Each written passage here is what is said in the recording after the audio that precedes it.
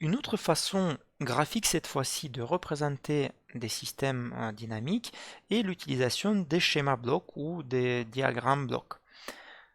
Dans ce cas, on utilise plutôt un langage graphique et il faut comprendre que derrière ce langage, derrière ces schémas, il existe en fait, on sous-entend des opérations que je vais détailler par la suite. Donc, premier bloc ou premier morceau de bloc, de schéma bloc, est le suivant où vous avez euh, un rectangle ou un carré avec une fonction de transfert à l'intérieur, une flèche qui entre et une flèche qui sort. Donc ce qu'il faut comprendre derrière ce schéma, c'est que vous avez un système représenté par la fonction de transfert fp avec u le signal d'entrée et y le signal de sortie de ce bloc-là. L'opération mathématique qui se cache derrière cette représentation, c'est que la transformée de la place de la sortie est le produit entre la fonction de transfert et la transformée de la place de l'entrée. Le bloc suivant est un sommateur et l'opération qui se cache derrière, c'est en fait que le signal indiqué par une flèche sortante est en fait égal à la somme des signaux représentés par des flèches entrantes en utilisant bien sûr les signes qui sont associés aux flèches. Donc dans cet exemple, le signal de sortie, Y, est en fait la somme entre U1, U2 et U3 avec U3 avec signe négatif, donc moins U3.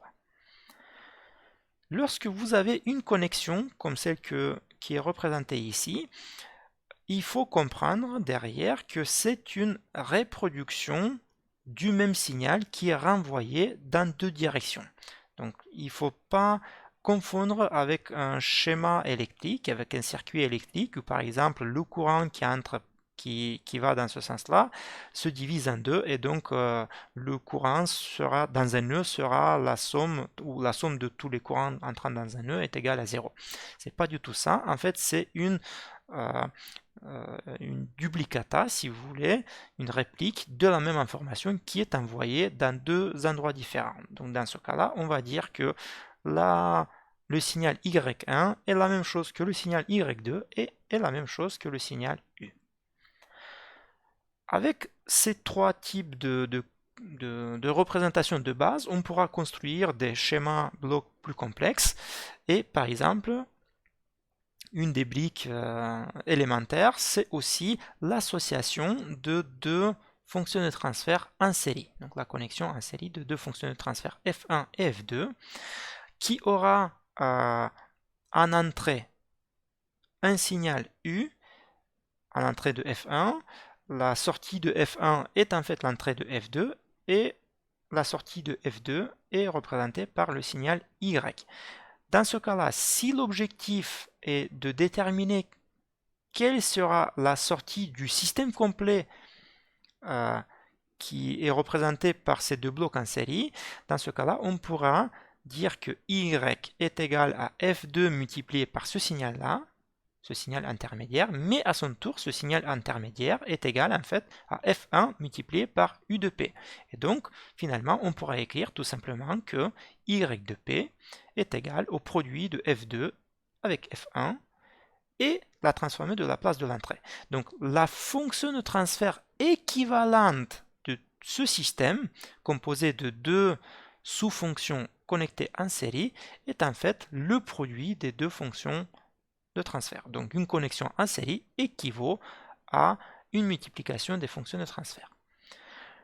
Ici, vous avez une connexion en parallèle de deux fonctions de transfert, puisque le signal U repliqué, c'est le même signal qui va rentrer dans la fonction F1 et F2, et ensuite les deux sorties, la sortie de F1 et de F2, sont additionnées pour donner le signal Y. Donc le signal Y sera égal à F1 fois U plus F2 fois U.